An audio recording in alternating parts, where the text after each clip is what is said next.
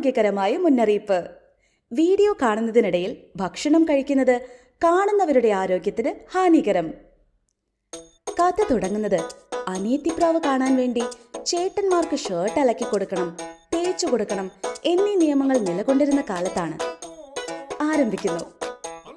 വരാനുള്ളത് ഓട്ടോ വിളിച്ചാണെങ്കിലും വരും എന്ന് പറഞ്ഞ പോലെ വീട്ടുകാരുടെ നിർബന്ധത്തിനും നാട്ടുനടപ്പ് അതായോണ്ടും ചേച്ചിമാരുടെ ഒപ്പം പെണ്ണ് കാണാൻ ഇറങ്ങിയതാണ് കഥാനായകൻ.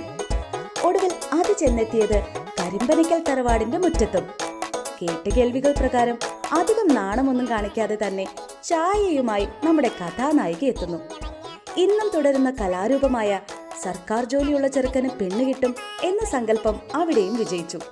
ഒടുവിൽ അതങ്ങ് ഉറപ്പിച്ചു.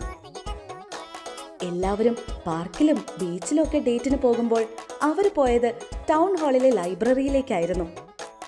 വെറും 9 രൂപയ്ക്ക് മസാല ദോശ കഴിക്കാൻ തുടങ്ങിയ അവർ ഇന്നും ആ കലാരൂപം തുടരുന്നു.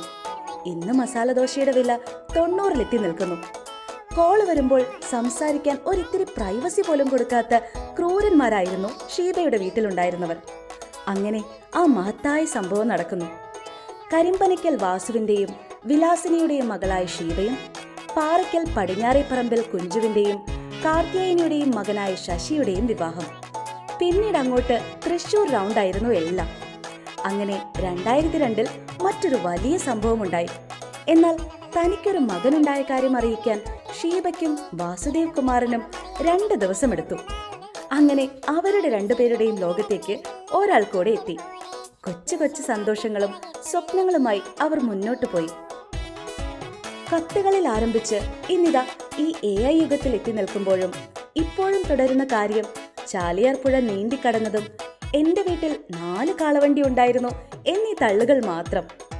വാട്സ്ആപ്പ് സ്റ്റാറ്റസിന്റെ പേരിൽ വരെ ഡിവോഴ്സുകൾ ഉണ്ടാകുന്ന ഈ കാലത്ത് തൃശൂർ റൗണ്ടിൽ മറന്നു വെച്ചിട്ടും മധുരകരമായ കേരള ബീവറേജ് പാനീയങ്ങൾ തല്ലി പൊട്ടിച്ചിട്ടും ഒരു പരിഭവമില്ലാതെ മുന്നോട്ടു പോകുന്ന ഇവരെ വരും തലമുറകൾ മാതൃകയാക്കട്ടെ എന്നാശംസിക്കുന്നു. ഇനിയും ഒരുപാട് കാലം ആയുസ്സും ആരോഗ്യത്തോടും കൂടെ സന്തോഷത്തോടെ ജീവിക്കാൻ ആശംസിക്കുന്നു.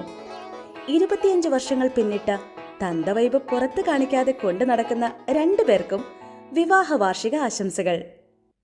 നന്ദി.